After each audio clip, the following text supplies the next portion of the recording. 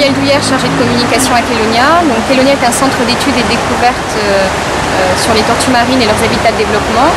On propose au public de découvrir la biologie des tortues marines, la relation entre les tortues et les hommes à travers le temps et les espaces géographiques, et également une partie sur comment préserver au mieux les tortues marines tout en vivant à leur côté.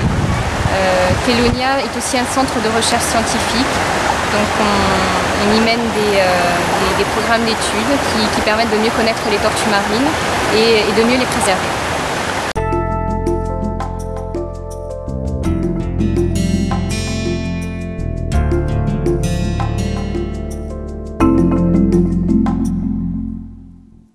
La tortue olivâtre qu'on a ici en maquette, qui est la plus petite des tortues marines, que l'on retrouve un peu moins fréquemment dans les eaux réunionnaises, mais qu'on peut néanmoins percevoir.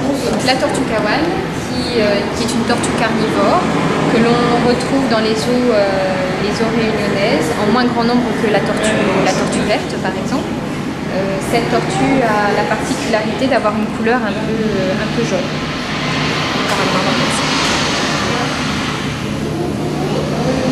Ici la tortue lutte, la plus grosse tortue au monde, donc à taille réelle, donc assez impressionnant à voir, mais c'est une gentille tortue comme toutes les tortues qui voyagent un petit peu partout dans le monde.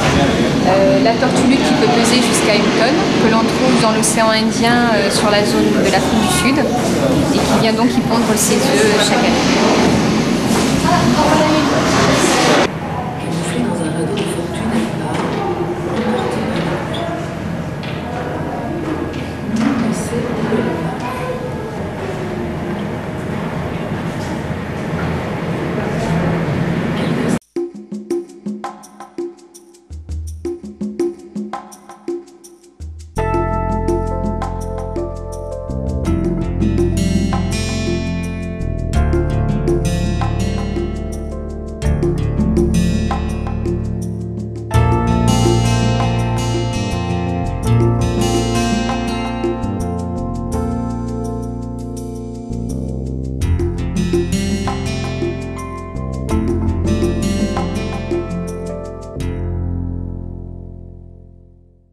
Harold et Caroline, qui sont des tortues éléphantines, appelées aussi tortues géantes, originaires des Seychelles. Caroline a 20 ans passés. Harold a 50 ans. Ce sont des tortues qui nous ont été données par des particuliers et qui vivent une vie paisible chez nous à Kelonia aujourd'hui. Ces tortues sont essentiellement herbivores. Elles se nourrissent de fruits et de légumes ainsi que d'herbes qu'on leur donne chaque matin. Harold, il est tout gentil.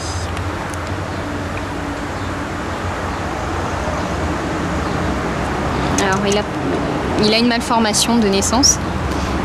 Donc les gens nous posent souvent la question, mais il a le cou tordu.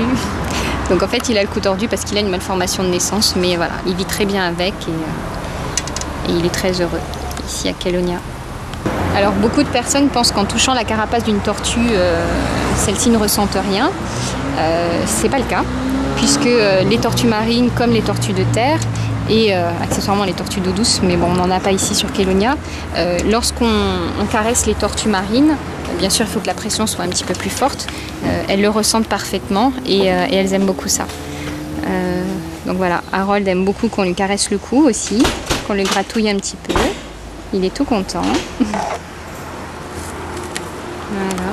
Pour reconnaître l'âge d'une tortue de terre, il n'y a pas de moyen réellement précis pour reconnaître l'âge d'une tortue. Cependant, alors tout le monde s'accorde à dire que on prend l'écaille d'une tortue et on compte le nombre de stries que l'on trouve sur cette écaille. Et ça nous donne de façon relativement intéressante l'âge que peut avoir cette tortue de terre.